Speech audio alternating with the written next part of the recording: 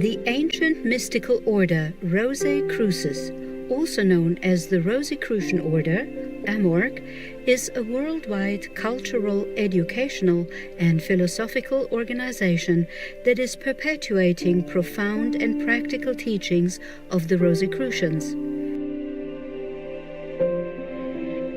These teachings, as passed down and added to over the centuries from ancient Egypt to Europe and now all over the world, pertain to the mysteries of the universe, nature, and humans themselves.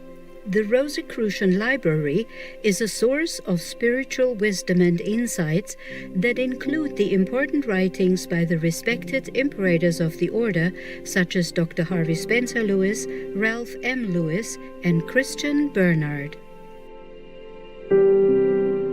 Today we will explore the process that could lead us to the mystical life according to the Rosicrucian order in Chapter 1 of the book The Sanctuary of Self by the late Rosicrucian leader Ralph M. Lewis.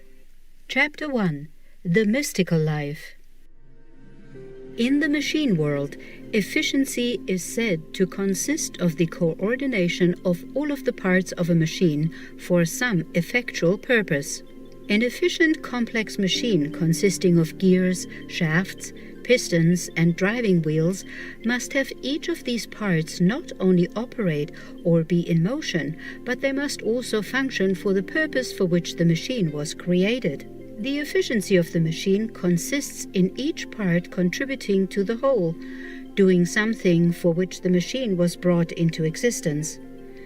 Otherwise, if the machine merely runs, if it merely operates and accomplishes nothing, it is a waste of the energy of the mind of the designer and of all the minds that have contributed to its construction. It is also a waste of the valuable material of which the machine is composed. Now, if such is true in the machine world, it is more so in our individual lives. In living, then, efficiency consists of the application of our lives to some cosmic purpose to justify our existence. Presuming that each one of us is a machine, it is not sufficient that we be healthy machines or that organically our function is correct or that we have and maintain plenty of energy and vitality, or pep as it is commonly called, but that all of these things be used for a mission, for an end which we were individually created to serve.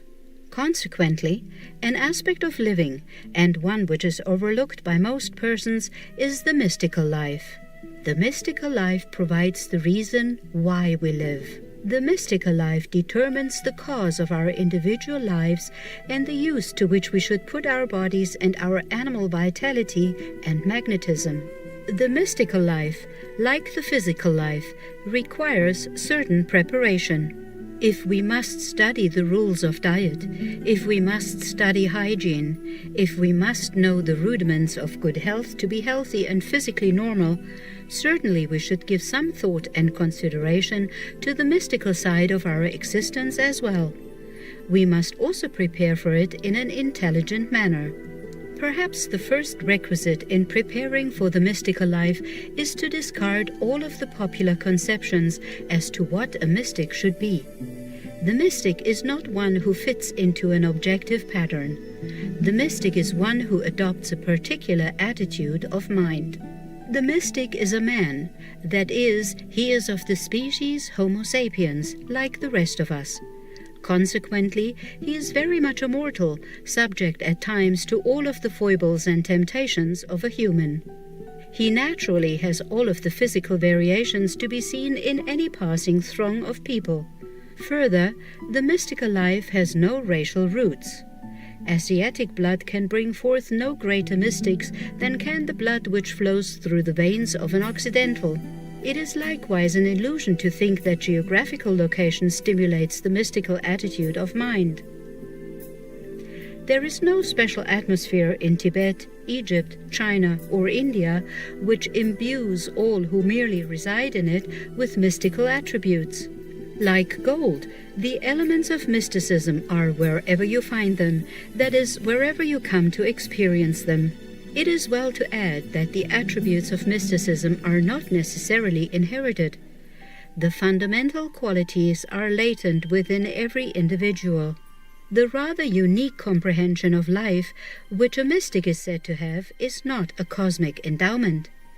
Simply put, the mystical attitude of mind which is displayed is not a divine conception.